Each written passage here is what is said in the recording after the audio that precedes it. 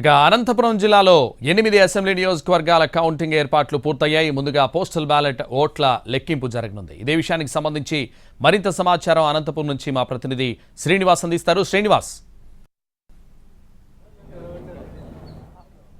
సంతోష్, అనంతపురం జేఎన్టీకి సంబంధించి 8 అసెంబ్లీ నియోజకవర్గాలు, ఒక పార్లమెంటు కాన్స్టిట్యూన్సీకి సంబంధించి ఓట్ల లెక్కింపు జరుగుతుంది. రేపు ఉదయం 6 గంటల నుంచే ఈ ఏజెంట్లను లోపలికి అనుమతిస్తారు. 7 తర్వాత ఎవరిని అనుమతించమని చెప్పిన పరిస్థితి ఉంది. అలాగే సత్సాయి జిల్లాకు సంబంధించి హిందూపూర్ బిట్స్ కాలేజీలో 4 కాన్స్టిట్యూన్సీలకు సంబంధించి ఓట్ల లెక్కింపు జరుగుతుంది. అలాగే లేపాక్షి గురుకుల పాఠశాలలో ధర్మవరము, అలాగే పుట్టపర్తికి సంబంధించిన ఓట్ల లెక్కింపు జరిగింది. దీనికి సంబంధించి పూర్తి స్థాయిలో ఏర్పాట్లు చేసిన పరిస్థితి. ఇప్పటికే కేంద్ర కౌంటింగ్ సంబంధించిన అబ్జర్వర్లు కూడా కౌంటింగ్ కేంద్రాలకు చేరుకొని మొత్తం ఎలా ఉన్నాయని పరిశీలిస్తున్న పరిస్థితి. ప్రస్తుతం అనంతపురం లోక్సభ స్థానానికి సంబంధించి 14 టేబుల్ ఉండగా 22 రౌండ్ల తర్వాత ఫలితం వచ్చే అవకాశం ఉంది. అలాగే మొట్టమొదటిగా అసెంబ్లీ నియోజకవర్గానికి సంబంధించి జేఎన్టీ కౌంటింగ్ కేంద్రంలో అసెంబ్లీ నియోజకవర్గానికి సంబంధించి ఉరవకొండ ఫలితం ఫస్ట్ వచ్చే అవకాశం ఉంది. అలాగే ఆఖరుగా అనంతపురం ఫలితం వచ్చే అవకాశం ఉంది. ఉరవకొండకు సంబంధించి అత్యధికంగా 18 టేబుల్ను ఏర్పాటు చేశారు. 15 రౌండ్లలోనే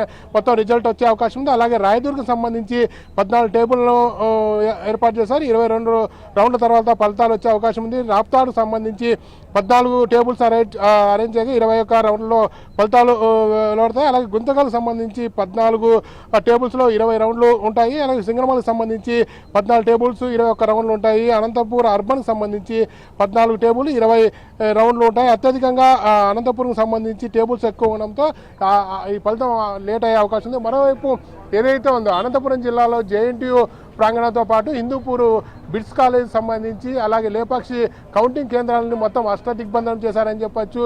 అనంతపురం జేఎన్టీయూ కౌంటింగ్ కేంద్రం వద్ద దాదాపుగా 275 సీసీ కెమెరాలను వినియోగించారు.